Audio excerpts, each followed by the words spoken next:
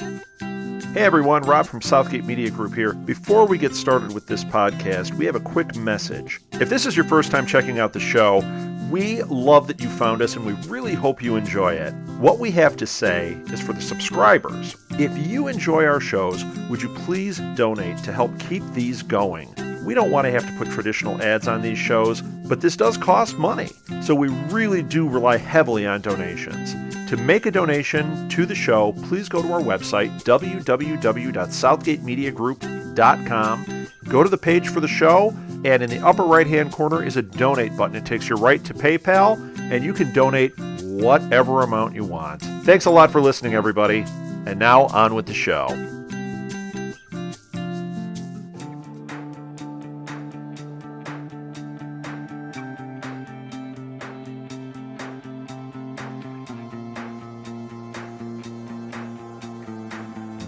Welcome to 221B Baker Street by way of the Southgate Bridge. I am Sherlock Holmes. This is my colleague, Dr. Watson. Actually, I am your host, Zachary Heron. While she is not Watson, she is the Watson to my Holmes, Kristen Deere. Hi there. All right, now let's dive right into this week's episode. But actually, before we do, a couple of things I want to touch on from the last week. I forgot to mention. I wanted to talk about that. I enjoyed one thing from last week when Holmes is talking about Watson's boyfriend. He's like giving him compliments, which surprised the heck out of me. Yeah. Yeah, he's like, oh, he's intelligent. It's like, who are you? That was weird. I wasn't expecting that at all. And and one thing, when Watson tells her boyfriend that she's coming with him, I'm so glad they didn't do, like, because this show's not about cliches. They didn't do the whole cliche, like, oh, because that's how a guy reacts when he's not in a happy relationship. Oh, I'm coming with you. Oh, that's great. Yeah. Oh, wonderful. We'll spend even more time together. Yay. Yeah. But no, he was the second he found out, he smiled, he hugged. And the funny thing is, she's like, I can't stay there forever. It's like, actually, you can. You're a consulting detective. You could easily do that in Denmark, you know. Yeah. It's not like she's got a boss back home. But that's enough for that episode. And so let's get in this episode, Rip Off. So we start right at the beginning. Holmes has great name. Oh, yeah, yes. Oh, yes, very, very, very fitting name, I think so. And we start right off with Holmes handing something for Kitty, a non-disclosure agreement. Yep. And it doesn't sound. It sounds like he's upset with her, upset with Kitty at first. Yeah, I like she did something wrong. I like how he's like, I have many enemies, and while it's true, for some reason, when he said it like that, we're like, bull. And that's one thing I really like about Kitty, because obviously she's not an expert detective yet, but she's got cunning and street smart, so she sees right through him. Yeah, you can see the wheels are turning. She's looking at him, kind of like, what's up with you? And of course, because Watson is, we're getting a Kitty Holmes centric episode. Yes, which I'd prefer having Watson back, but it was okay. Well, we knew we'd have an episode like this because they want to test drive Kitty without Watson. I wonder if they probably won't have one with just her. They wouldn't do that, I don't think. I hope not. No, I don't think they'll probably do one. They'll probably do one with just. Well, they did kind of last week when they had just Watson and Kitty do most of the case. Oh yeah, I love how Holmes calls did he say sexcapade or? Yeah, sexcapades. It's like there was almost a little jealousy in there. Like he's happy Watson bounced. He's happy. While of course we know he did not send him to Copenhagen, he was still happy he was going. And then he probably was all pissy when he found out Watson was going too. Right. I mean, he sounded really bitter about. Actually, it sounded like he was jealous because she's off having fun and he's here feeling betrayed. Right. And also we see more experiments with Clyde. Yeah. Yeah, and apparently Clyde it's like what I said last week was right. Sherlock wants Clyde mainly for experiments on the weekend. Yeah, you did call it. And apparently Clyde doesn't like Kitty much. Yeah. Somehow it's comforting that Sherlock is using Clyde to zap Kitty rather than having Clyde be zapped. Yeah, And it's more evidence that he's like, it seems like he's upset with Kitty at first. Although, if something I noticed, like, of course, he keeps doing the experiment, but all the times he feeds Clive, he doesn't have the shocker on his finger. Right. It's like he. I noticed that he's just shocking Kitty. It's like he's punishing her. Right. I mean, I don't. I'm not sure the level of empathy turtles can feel. So I don't know if that would even come close to working. If I know. Actually, that doesn't even make sense, really. I think it's more to maybe test Kitty. I don't know. Oh my God! Imagine if they revealed that like next week. It turns out the experiment was really a and I could still see him doing that.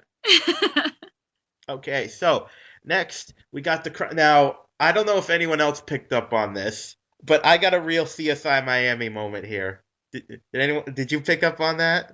Were there sunglasses involved? Oh yeah, Bell. Bell doing the sunglasses? Well, he didn't take off the sunglasses, but he's wearing the CSI sunglasses, and when Sherlock says, "Oh, you're guarding a puddle," he says, "And I didn't even. I know it's the CSI sunglasses, but I didn't realize how much this has got to be someone in there because it's a CBS show, so someone's making a joke." Because yeah, I noticed this on the rewatch. I noticed the glasses the first time, but on the rewatch, I noticed Bell makes the pun. He goes, "You know, it's not the size of the crime scene." And when I heard that, I almost heard, "Yeah."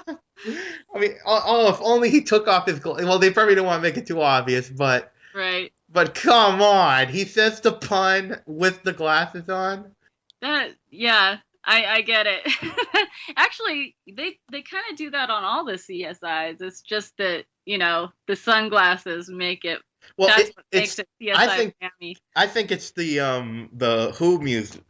That's what does it. Yeah. It's just the yeah. Now I don't know if it happened to you or for anyone else, but I had first time, even the second time I watched it, I had a hard time figuring out how Holmes figured everything out. I kind of get it. It's just that it was really that there were a lot of steps in there. Even Bell said, "Can you go over the givens again?" Even Bell was confused by it. Yeah, actually. Oh, and also, going back to when he first comes over, I love how Sherlock and Bell love chiding each other. Oh yes. And they seem to be doing this. Seems to be an ongoing thing in each episode this time. And I think it works because that's what friends do. The friends would give it, and they're not mean. They're just quips. Right. I love it. And they smirk when they do it, so it's like a little.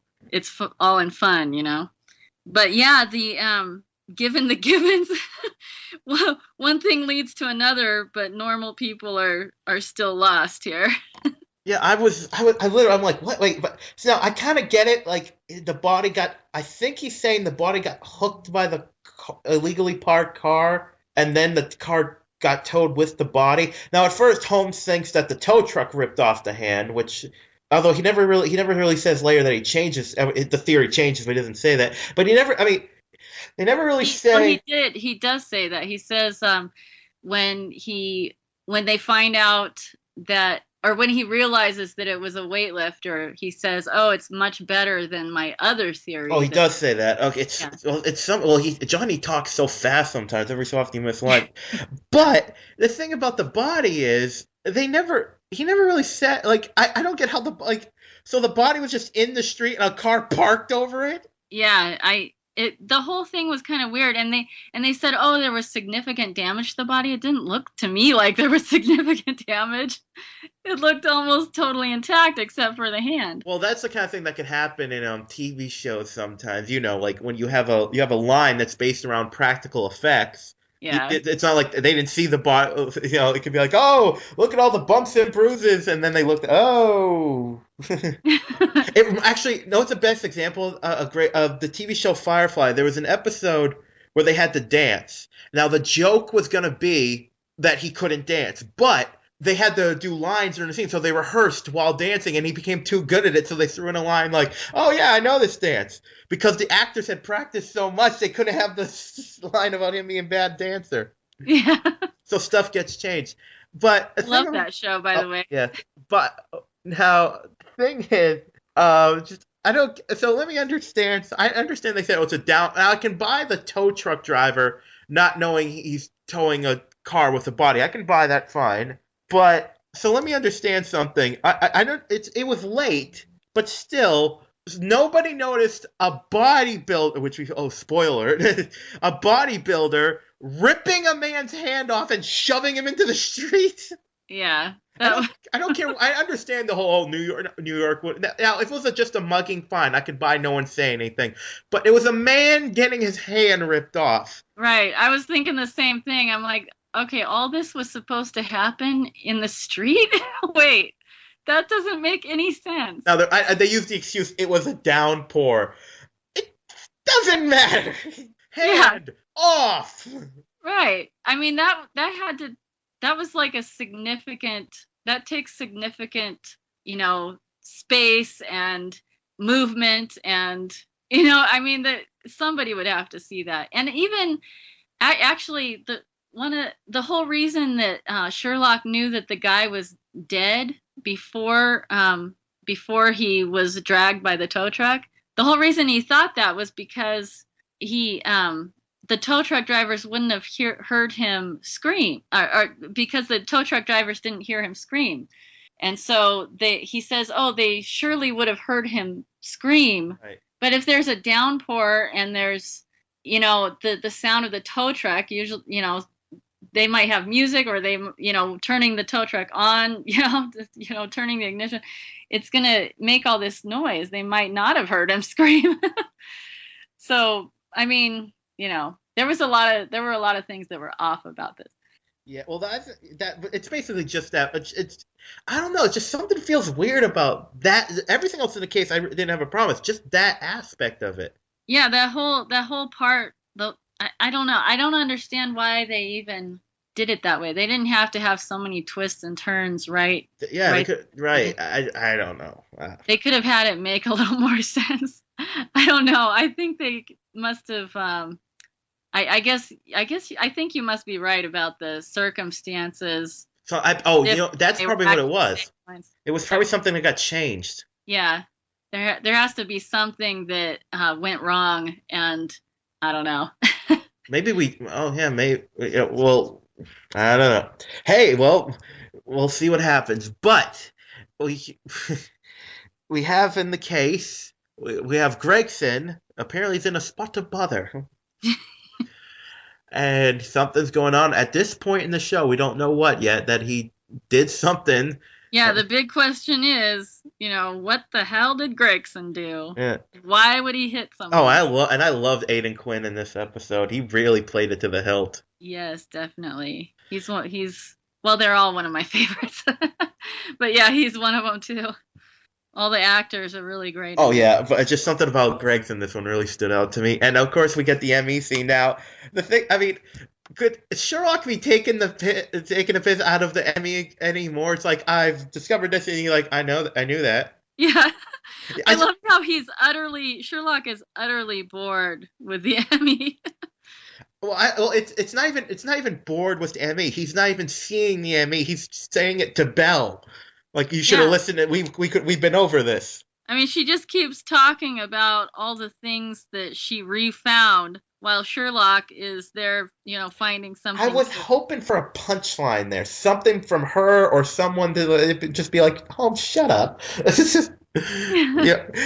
oh, and like the Emmy goes, like when she said the thing, obviously he couldn't know. She goes, I would love if she went, "Did you find that?"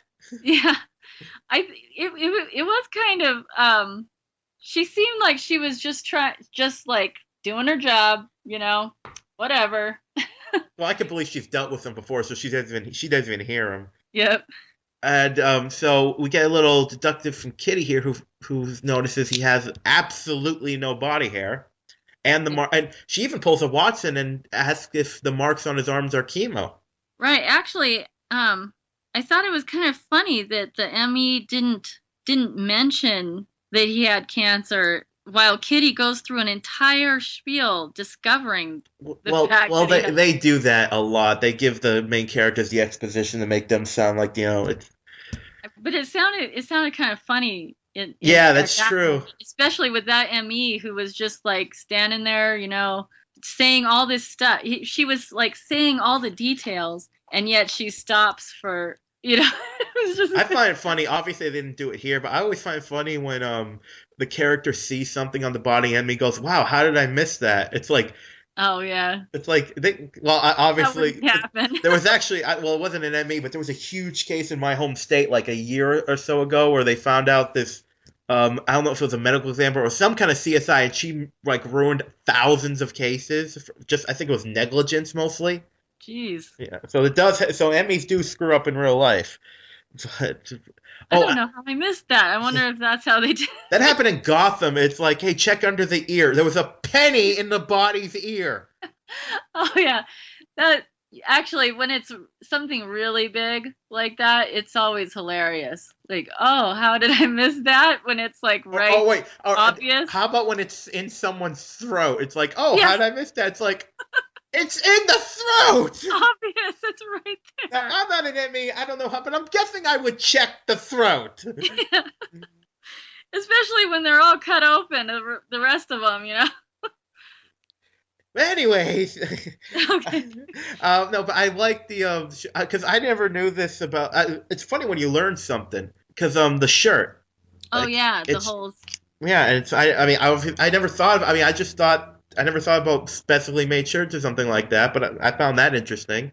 Yeah, if you see a shirt with holes in specific places, you know that they're Jewish. I think it said Tizit.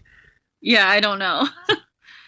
Sorry to our Jewish listeners. We are goy. Yeah, I don't know the Oh, word. I don't know I don't know if this is bad, but I just love this guy. I think this was this just his rabbi? Was it his brother? I wasn't sure. It was the brother. It was his brother. Okay, I thought so. Yeah. I don't know why, but the guy was just so likable. He was in the scene for 2 seconds. He's like, oh, everyone loved him. He was it's like, I want you to be my grandfather. I love you. He was just so nice. He was like, hey, whoa, hey. I mean, if it's like if he was like that then, after losing his brother, just think how he'd be when he's happy. I know, right? Oh man, that's so bad. We're going down this road, but luckily it's a short scene. So they're talking to him, and they figure out. Well, they found out he was in remission, and he has no idea why his brother was there. If he was there, the only reason would be that he had his store near there, which Right. points him in the direction of the place of business, and which is just 1 block from the attack. And now we get here. We get his was it Amid or Amit? When it was like spelled on the piece of paper, it looked like a mean or something, but then they kept saying it like it was a meat. Now I'm looking at the captions right. Amit. The captions say Amit. Amit. Okay. Okay, well, although who knows? Because that's not exactly someone connected with the show. Actually, I should probably look it up. I didn't look this up yet. We'll take a pause in the show. No. So he's saying he has no idea what's going on, and we should have taken as looking back. It's almost a clue, like, yeah, I know nothing, you liar. Yeah. He's like he said. Now Sherlock finds out the fuse box is fake, which is an interesting way to hide a safe. But of course we had the password, which made me think of Spaceballs. Yes. What? Actually, I loved the I love the password, but I love the electrical box, hiding behind the electrical box. That was pretty cool. On Twitter everyone was saying, "Man, I want a safe like that." Of course, now everybody knows about it, so you got to think of something new. Yeah, I just 1, 2, 3, 4, 5. That's the stupidest combination I've ever heard in my life. It's the kind of thing some idiot would put on his luggage. Yeah. Oh, it's just obviously Well, it's not quite that, but it's pretty close. Even it was like 123239 or well, it's something. the address. It's like The Sherlock. address. It's like Sherlock. I love Sherlock's face when he's like, "Well, at least it's not his birthday." Oh God, reminds me of That would actually be as if that would be harder. I think it would actually It actually reminds me of it's a funny scene from the Drew Carey show. They're like, oh yeah, I cracked our boss, Mr. Wick's password. It was Mr. Wick. And he goes, wow, that's stupid. Yeah, it's almost as bad as having the word password. And two guys go, I already changed it. And now we find out what's going on with Gregson. Yes. And apparently, as much as I love the show, apparently they pulled a daughter out of their butts. Because unless I'm wrong, there was no mention of. I have to rewatch the episode with this, or really every episode, because I don't know if they would say it, but I don't know if they ever mentioned kids. Well, oh wait, yes, they did mention kids once. Now that I remember it, when the episode when he's having trouble with his wife, they do say we're keeping up appearances for the kids. Yeah. But there's no mention that one of them's like younger. Yeah, and there's no mention that one of them's a cop. Right. It's kind of although I do kind of like how they tricked us with that one. Oh, yeah, but they're keeping secrets from the viewers, and then I just think it's weird that they got rid of the wife, and then like obviously they wanted. I wish I could get the writers on the show because I'm really curious to why they chose to do that. Why they got rid of the wife but brought in the daughter. Obviously they want to humanize Gregson, but they didn't want to do it with the wife. Well, also the daughter is kind of scrappy. I don't know. Well, that's a good fit for his daughter. Yeah. Although one thing, obviously she's having now. They weren't exactly clear on exactly what her partner did to her, but obviously it's pretty bad. Yeah. But here's the thing. No, obviously she knows the kind of man her father. Like my mother is a full-on Sicilian Catholic. If one of my sisters told her that some man did that to her, they'd be dead in an hour. Yeah. Like telling Greg, look at his face, the way it's full of anger. I love Aiden. It's true. What was she thinking he would do? That's what I thought. I thought, what? Is she stupid? What is she thinking? I love the way it's like. How would she not? Why is she mad at him? You know what? If I ever meet Aiden Quinn, I want to ask him because he called on something from his past to get this anger. I can see that as an actor, and I want to know what that was because his rage was so believable. It really was. When he's like, he put his every word took like 3 seconds to say. He put his hand. It's like, don't hurt me, Gregson. Jeez. His mouth, his eyes, they were all tense. Yes, and then we find out it's actually his daughter, of course, and something's going on with that. Like it's with her partner, and that's why Gregson got in trouble because he punched him, which I was like, yay! But of course, cops being cops, it's true. Like it's all politics when you're a police officer, right? But they put that on the back burner because then we get into watching Kitty, and Holmes is feeling a little possessive or paranoid, as they say. And Kitty reaches for the other laptop, and he stops her. Right. Yeah. So, and at first, we're still thinking Kitty did something wrong because he seems really upset with her. And then we're like amazed and surprised that he's upset with his previous protege, right? Yeah. And then we're like, what? Not Watson? What? Espionage?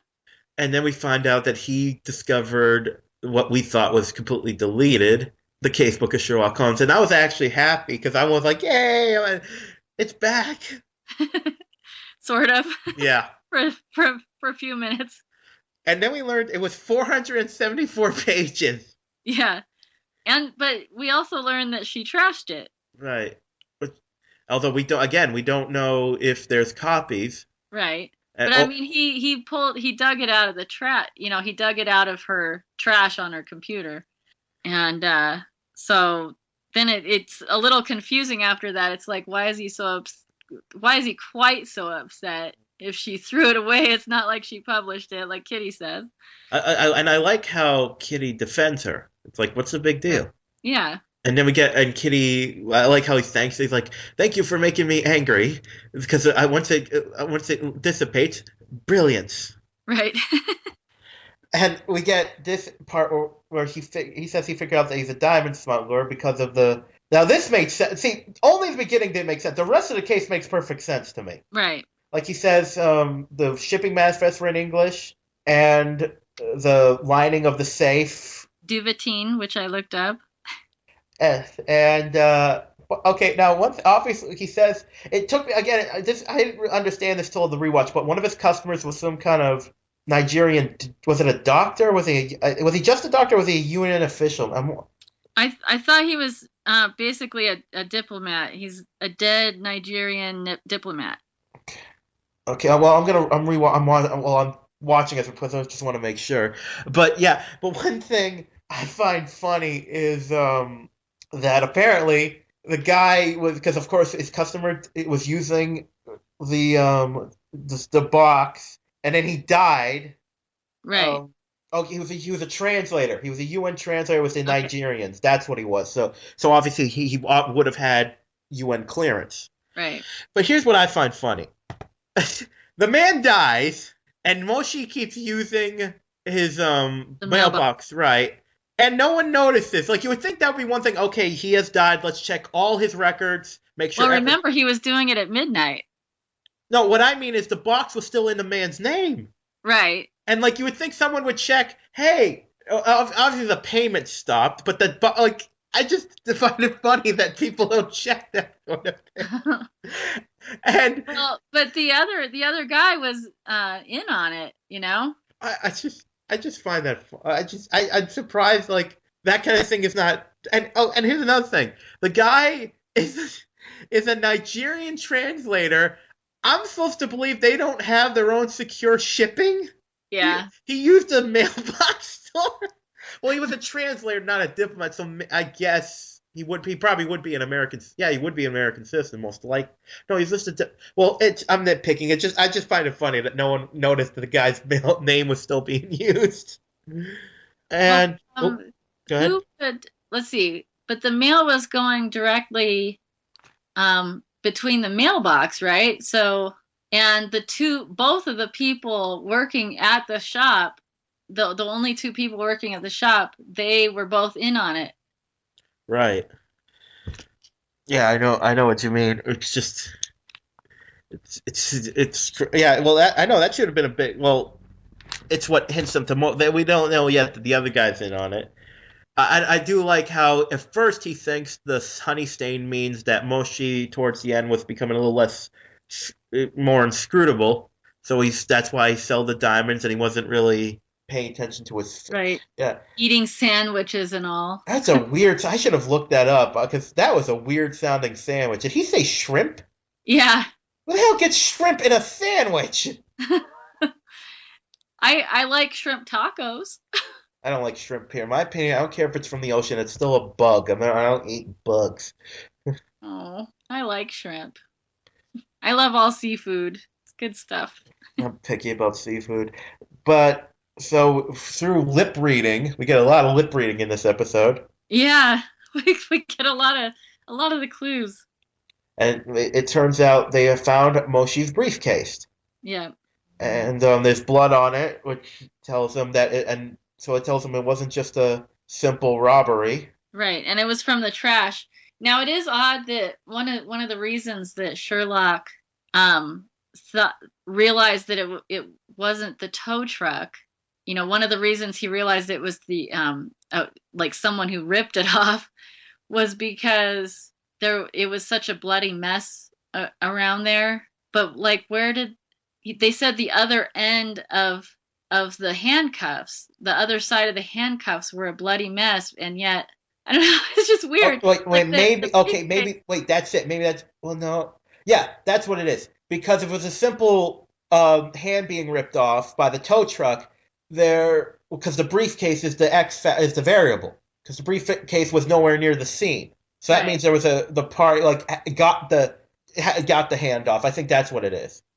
You know, like the party ripped off the second party ripped off the hand because finding in a dumpster blocks away means someone like it couldn't have been the tow truck. Right. Well, it made more sense, you know, with all that. But what I was going for was that they said there was all this like bloody mess everywhere, but they if they were keeping everything intact, there was no like blood around, and you know, why wouldn't it get on the briefcase or anything, you know? Yeah. Oh, well, you could excuse. Oh, wait, know what it was? It was the all-powerful rainstorm. Oh yeah, I guess that was it. Except that it was thrown in the trash. Well, I guess he carried it, and I guess it just took every bit of blood. Well, no, they said it was. They said it was bloody.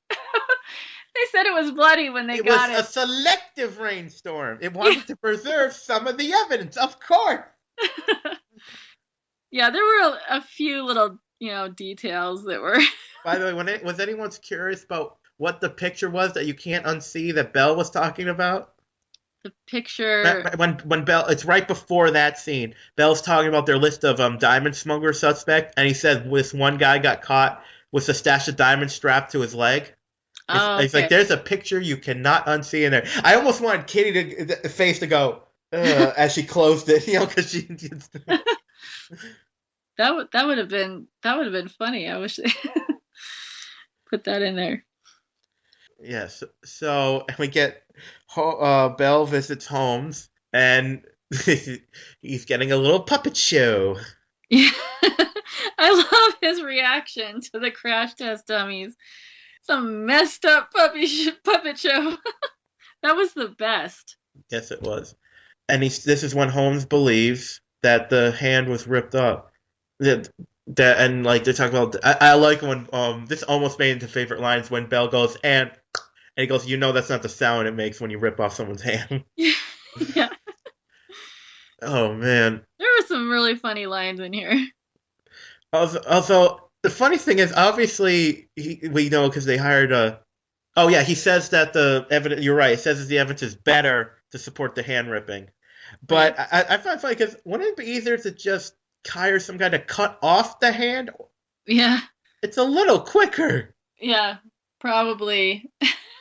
Just ripping it off in the street.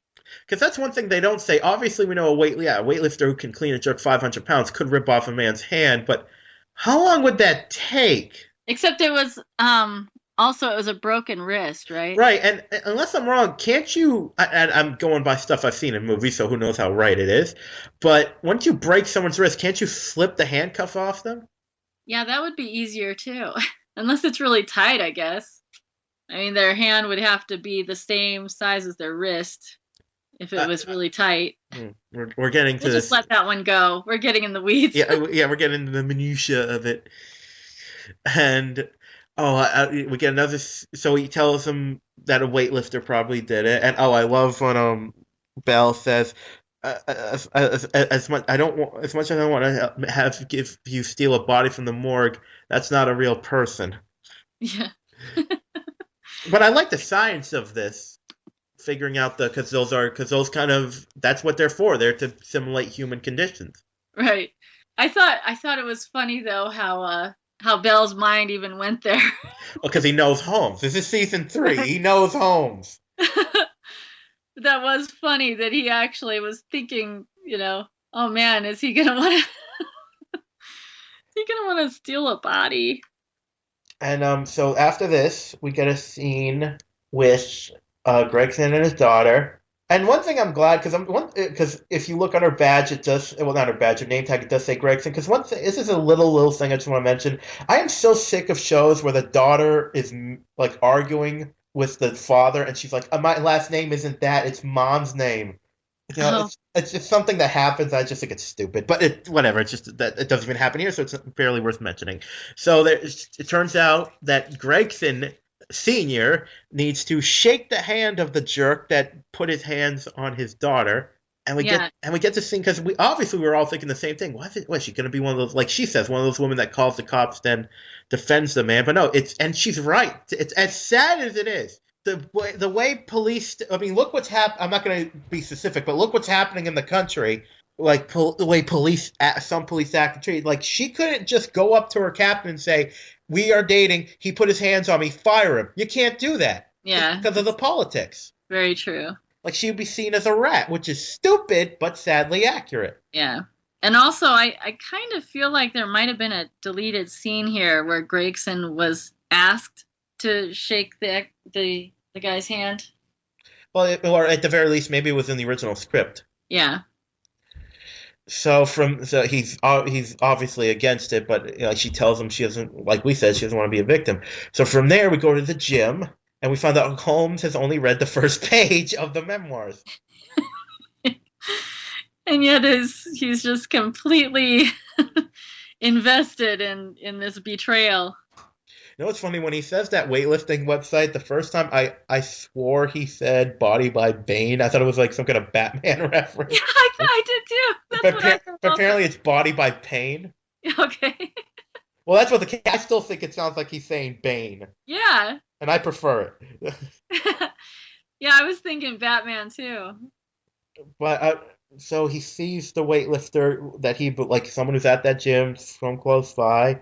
And interestingly enough, this guy, his name's Michael DeMello. He's actually a Boston-based actor, so I love giving Boston actors shout-outs. So woo!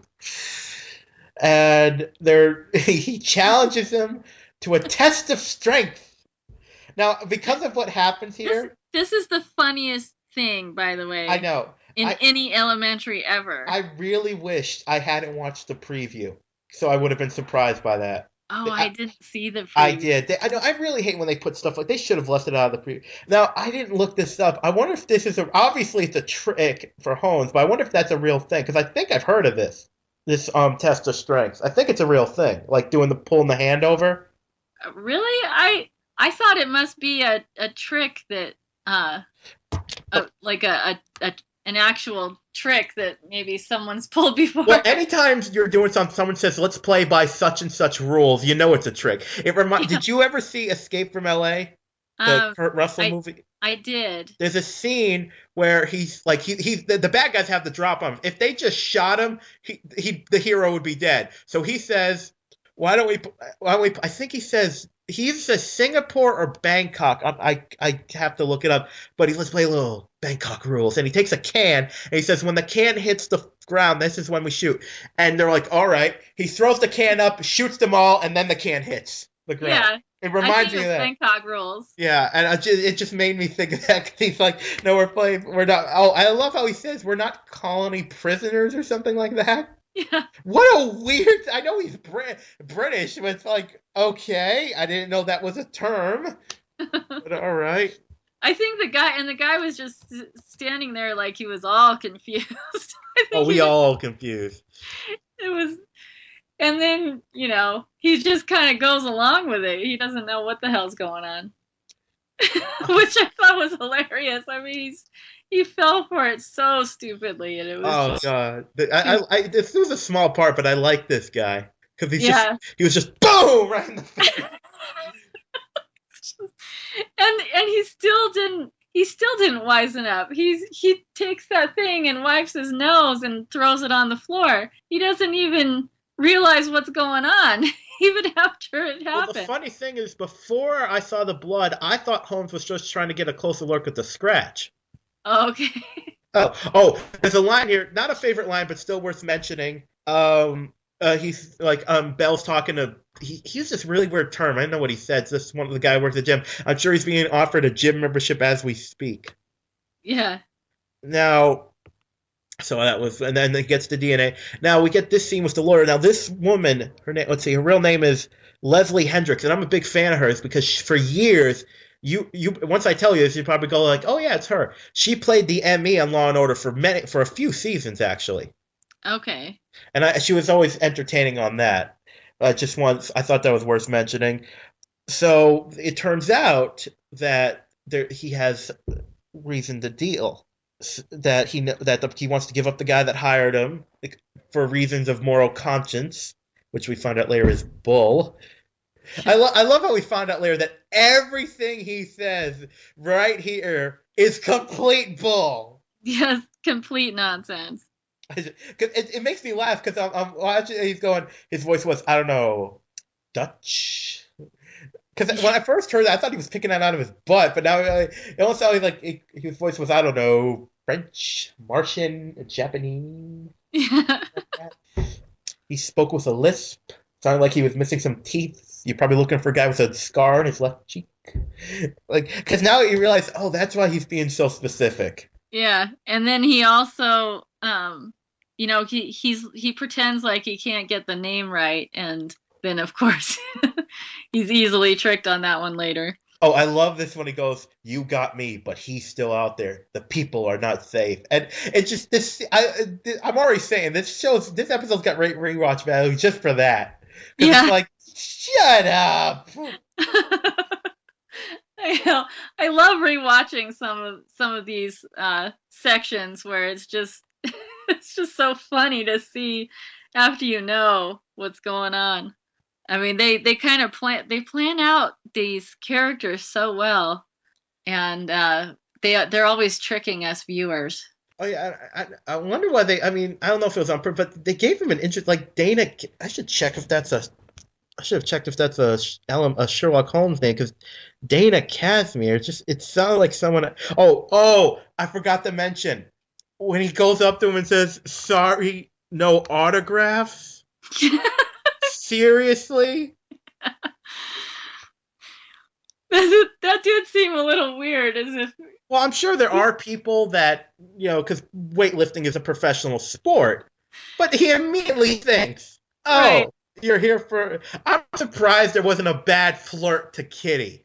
I think we were supposed to think he was just a jerk right off the bat, Obviously, I'm just really surprised he wasn't like, "That's right, baby, these muscles are real." And because I could see Kitty looking at him like, "Yeah."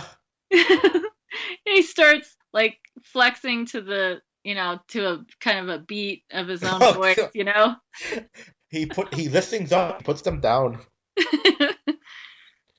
Okay, so we are enjoying this episode.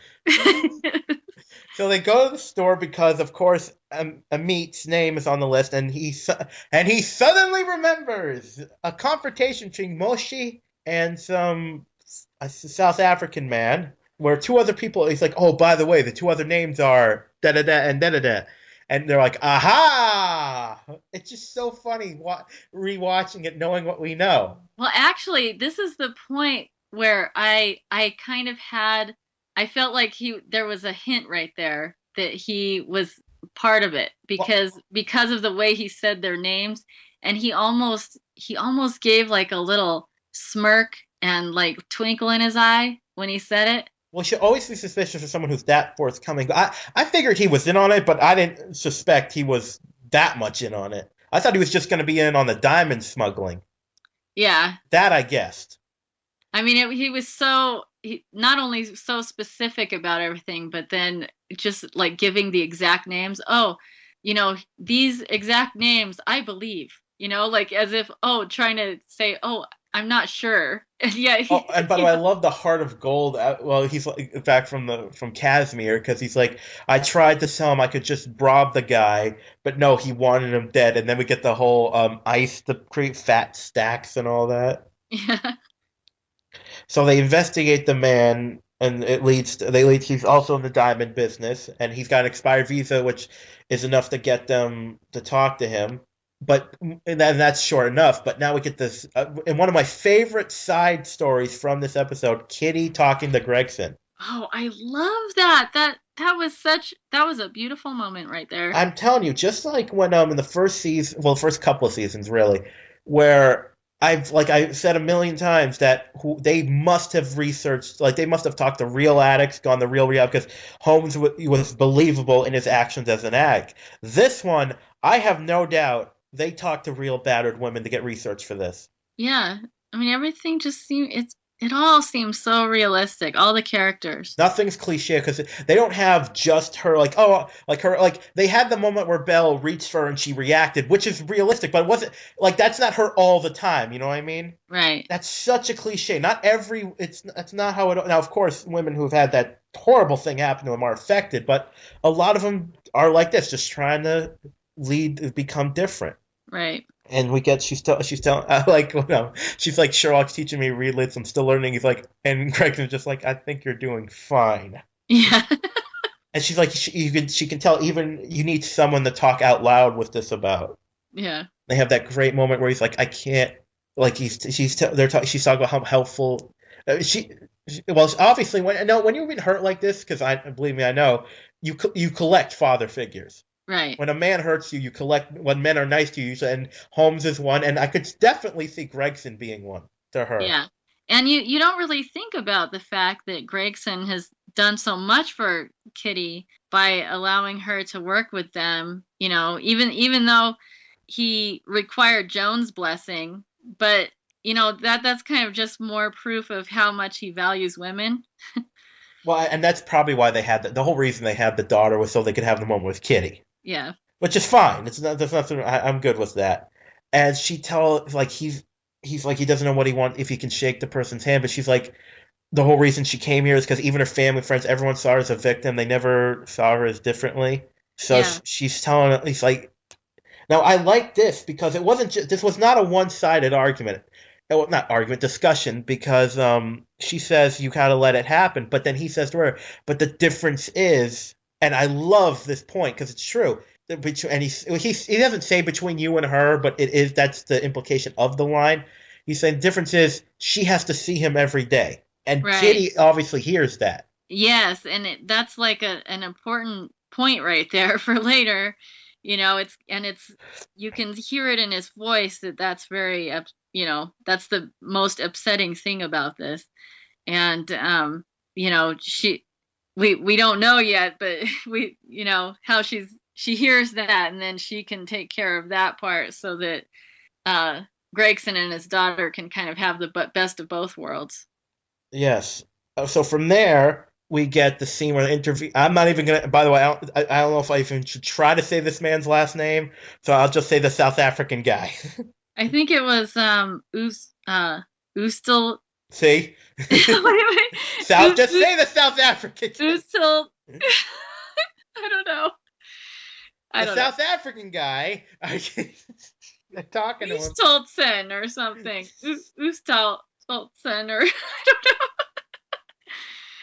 Now Holmes figures out, and it makes sense. Like the guy Afrikaans, which is a word I can say, is his native language. So he wouldn't say something like fat stacks and ice and putts because those are very American terms. And oh god, when he calls Belle a putz, it's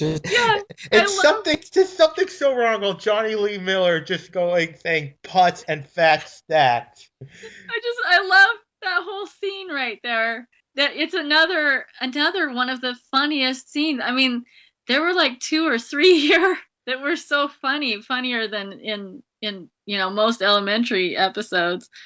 But that whole hearing him say all of that slang, just hilarious. And the putz thing. Are you a putz? Yeah, he's like I love how the guy's looking at him like what? And actually, Bill too. He's like completely confused. Now, Bell makes an interesting point because the guy could be faking not knowing, and he's like he's got a computer. He's like, but it's true. Some stuff you wouldn't like. A guy like that would not say those words. I mean, it could be believable that he looked like he saw an American movie and thought, "Hey, I'll throw the scent off," but I don't know about that. Yeah, but I mean, it seems like by now Belle and Kitty should both know that what Sherlock says is probably right. But there were so many coincidences, though. Right. That, it seemed, the 3 names and everything. But I was surprised that they didn't think of that, of the other shop guy, because the other guy who worked at the shop, because he did act a little strange. I mean, I don't know why they didn't pick up on that right away. It's probably because his name on the list. Like the guy had a good plan. He put his own name on the list, so that threw off their suspicion. That is true. I mean, because it is quite a hoop to jump through to actually bribe an attorney. Yeah. So, they're talking about like you said, like we get the awesome putt scene. And from there, like Bell is telling him like he's gonna. It was almost like a rivalry because he's like, I'm gonna go write the man's confession. He's like, he's not going to sign it. Yeah. So they're talking. It's Holmes and Kitty, and I love how Kitty's. Her perception is awesome. Yes. That's one of my favorite things about her character. And Holmes is saying there's nothing. He's like let's do a hypothetical. Who else could benefit? Who benefits? And she says, which is the point of the red herring of what the other guy was planning. She's like, so there was someone else with a Dutch accent that named these names, and she's like, he could have hired someone else. And he's like, for all this man's faults, he would control the case himself. So I don't think it's him. He's like ate up, but he doesn't have a suspect. And so Kitty brings. Also the I mean, she made that other connection to that shop worker who, because of all the supplies. Well, before that, we get they talk about the writing, and Kitty, again in her perception, tells Holmes that the reason you have to write because you're afraid, because she was before she was your partner, she was your sober companion, she looked after. You're afraid of what she might have said, and I like how Holmes is just, at first he's a little silent during it when she's saying that. Of course, he gives his opinion, and he says the reason he's not going to read it is because she didn't want him to. Yeah, which I find interesting. Definitely listening to what she has to say. I think he was hoping she would read it and tell him. But I like how Kitty's like, "Oh, you're not going to read? Okay, poor." Yeah. When I thought, I'm just like, okay. Literally, I'm like, oh, okay. And I like that. She's like, let's cut through the bull, and we're not talking about it anymore. So let's focus. I'm like, I like this woman. Well, it did make me a little sad, that nice laptop. Oh, yeah, I know. Being poor, I'm seeing something like that. I'm like, I've had laptops where half the screen was gone, and I still had to use it because I couldn't afford a new one. Yes. And there are ways you can save a laptop, but that's what they let it run too long with all that junk in there. It was soda too, which is worse. It was a cola too, which is even worse. Yeah.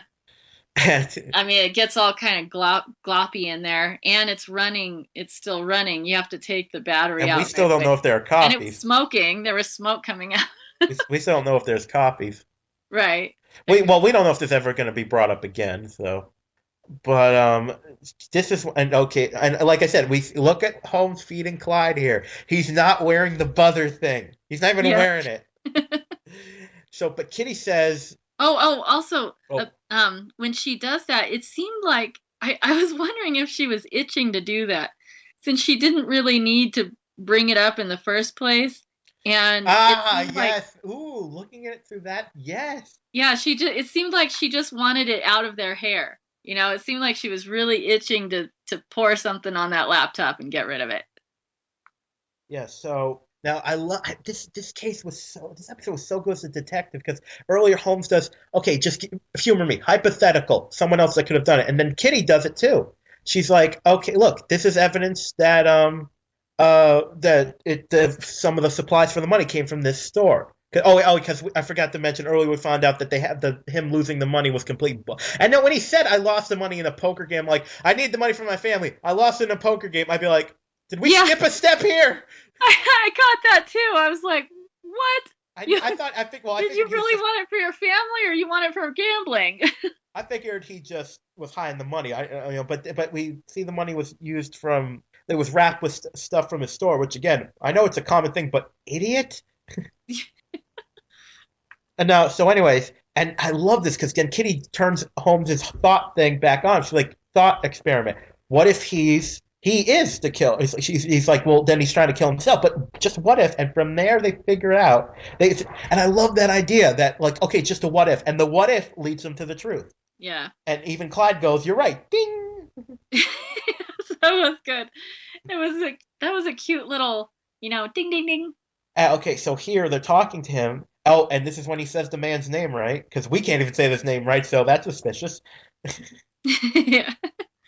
Oh, and I love how and she figured out, like, he's obviously wouldn't eat kosher, so the stain could have been from him. It's such a weird clue, but it's like a classic kind of clue, but it's completely believable. Although, right. I always find it funny when they kind of identify, like, oh, this is obviously honey from the Icopata tree, from the eastern slope of Africa. It's like, no, I don't care how smart you are. No. At least it was a common sandwich.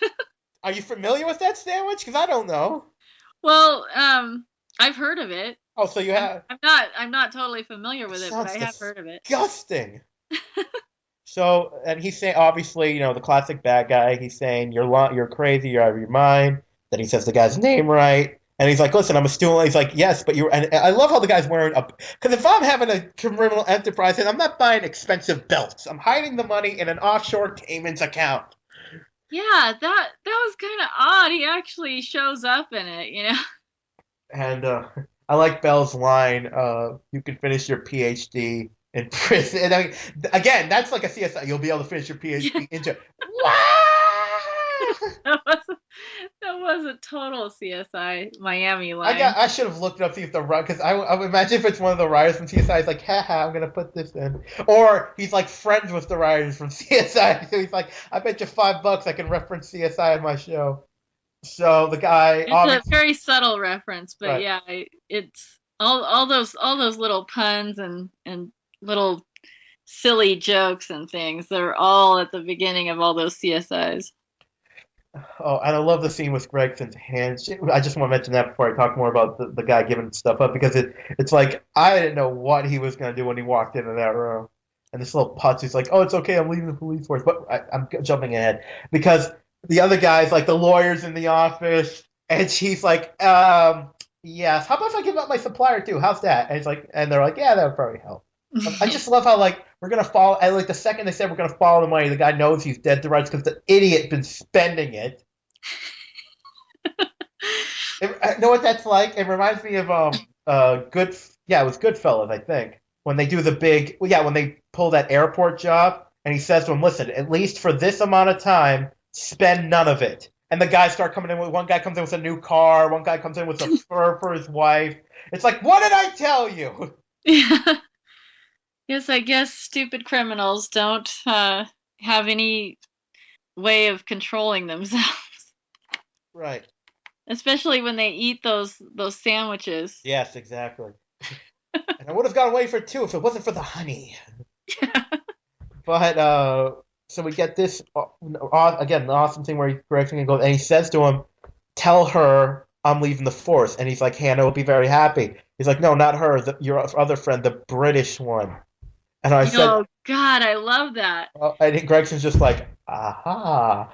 I have to know what she said. Oh God, I know. What could she have said to scare who's like at least half a foot taller than her? Yeah, I mean, he seemed really scared.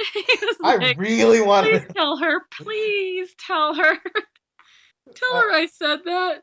And from there, we're back at the brownstone, and Holmes gives Kitty a thumbs up with the crash test dummy hand.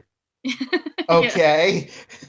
And of course, Holmes rips off the memoirs, and he tells her it's like he's curious what her opinion of him is, because he almost wants her to do the writing. Oh, yeah. Because I love this little moment when he goes, "If you were to regret, someone might be interested to read," and he's like looking at her, looking down, looking at her, looking down. He's almost cute. He is. Well, also the fact that he's kind of, blaming himself for leaving himself open for Watson to form an opinion of him, and it's kind of like also it's kind of like he worked something through with Watson without her even being there. But also, but yeah, he kind of lays the blame on himself, and that was really cute, that whole. Oh, but I just love her and Gregson. Like, what'd you say? Does it matter? But I want to know. Gotta know. Okay, so that's the episode. And before we'll get into final thoughts, and now it's time for Kristen's Clue Cap. Da-da-da. Yay.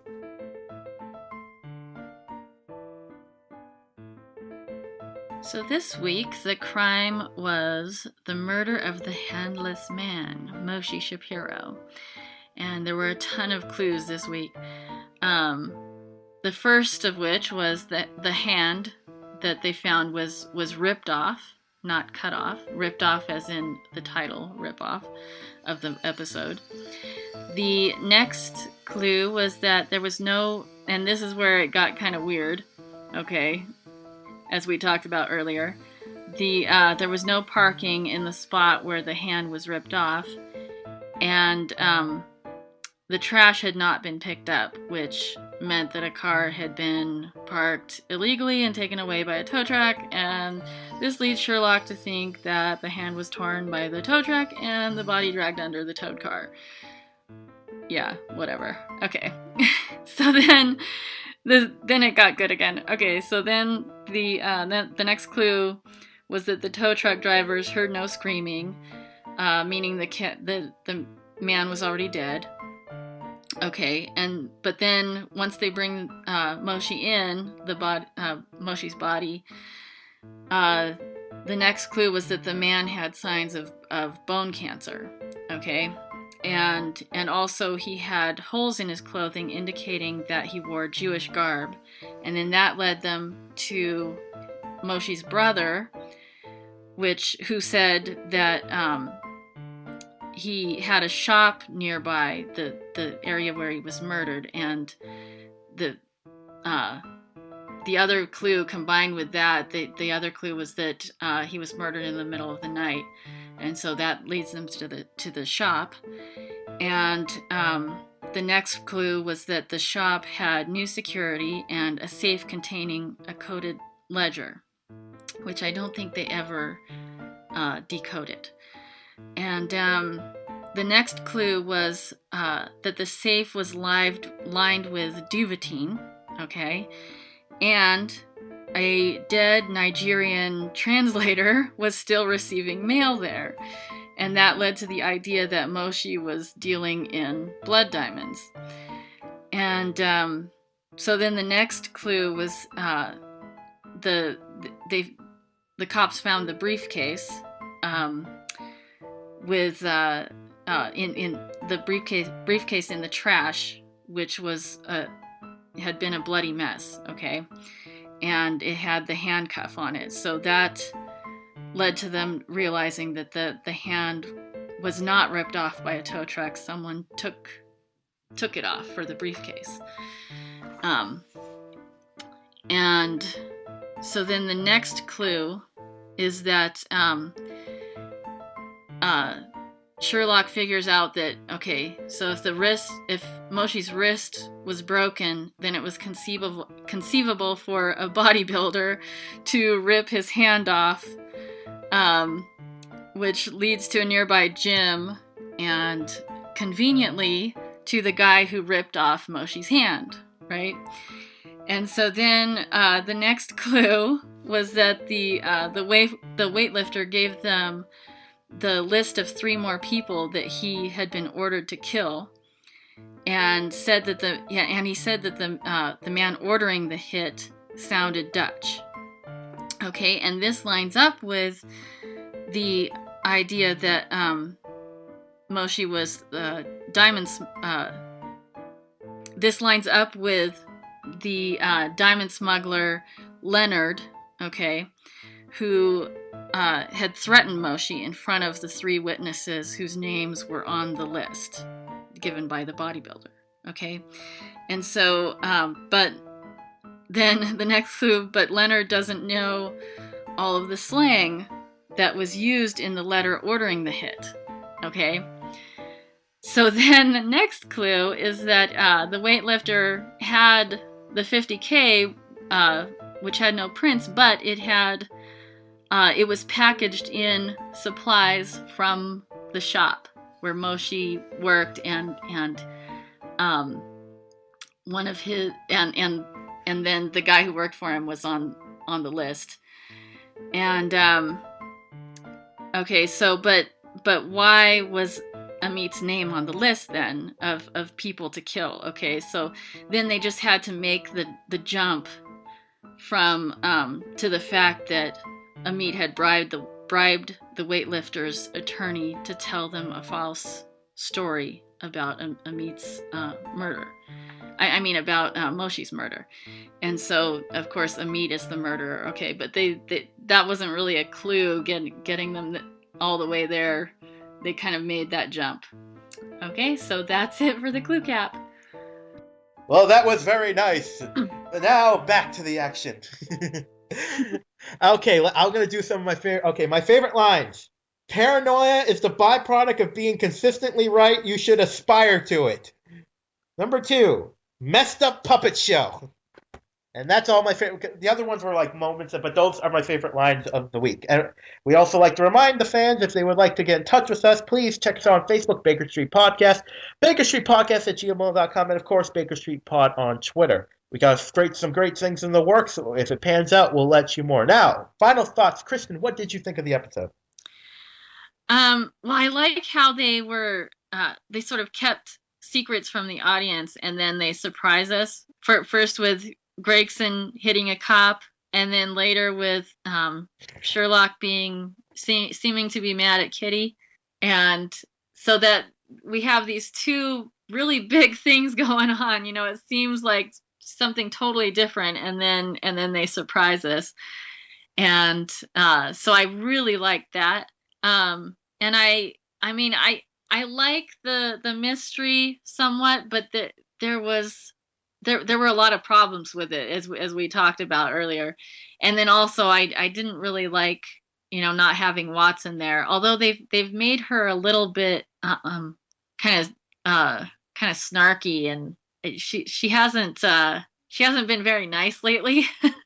So maybe it's kind of nice to have a little break, and then hopefully, because she seemed really happy to go to Copenhagen, so maybe when she gets back she'll be nice and relaxed. Yeah, they need. Friendly. I'm really hope. It doesn't look like they would. Just like almost every show ever, never gets women right. It's like it reminded me of this just joke. This one comedian says that women can be friends, but you can't force women to be friends. Like he says, Ocean's 13 with women would never work because two of them would keep splitting off to talk about the other 9. Like they'd be cracking the safe, and they would go, "Oh, I love how you can wear anything." But if you go by TV, that's right. You know what I mean? Especially anything on the CW. Oh, forget about writing women right. Like CW has this weird trend. They'll write. No, seriously, they'll write like 1, maybe 2 women characters right, but they gotta have at least 2 or 3 women in there that are complete psychos or snarky. Yeah. Oh, I remember they had these 2. I'm not gonna say which show, but they had these 2 sisters. And for 2 seasons, the one sister was just hated because she was just all over the place emotionally. Then they introduced her sister, who immediately was liked and was awesome just because she wasn't psycho. They do that a lot though on TV shows. I know. That's just what I'm saying. So, yeah. Okay, so for me, overall, this was an excellent episode. Like you said, twist and turn. Like I had a few nitpicks with the initial part of the case, but that was fine. It surprised me, and like I said, this one has excellent rewatch value because of the twist. You watching everything, knowing what's going to happen, makes the show even better. Right. So, actually, and rewatching, because they do the characters so well, and they planned out, how the characters would act, and then watching how they act after knowing what they know. Right. So, I mean, this one gets full marks all around, in my opinion, this episode. I think it could, in the terms of rewatch value, it's one of my favorites of the season. I mean, is it one of my favorites overall? I wouldn't go that far, because while the case is good, I wouldn't say it's like one of my, like, oh my god, I love this case. But for rewatch value, yes, it's one of my favorites of the season so far. And the comedic moments. Oh, that too. That's what, really hilarious. And it was interesting to see, I mean, they were testing to see if it can work with just Holmes and Kitty. Now, I'm curious to see, what I'm really interested to see if she's going to stay after this season. Watson? Kitty. Or Kitty? Kitty. Okay. You scared me there for a second. I hope so. I like her addition to this show. Yeah, well, I'm just curious to see if I wonder if they're even going to do, like we mentioned this before, like if they're going to try a spin-off. Like her own... Yeah. Which, you know what? I think she could be strong enough for that. I do too, actually. I think that would be an excellent spin-off, actually. Yeah, so I think... Although they might have to they'd have to do it later on down the road if they were going to do that, because that would mean a lot of extra work for some of the actors. Well, yeah, I'm saying this, if they did do it, probably... we'll find out if Kitty leaves this season. That would probably be a good hint. Right. So I believe... that's all for this week, isn't it? Yeah. All right. Well, it's time for us to depart, for the game is afoot.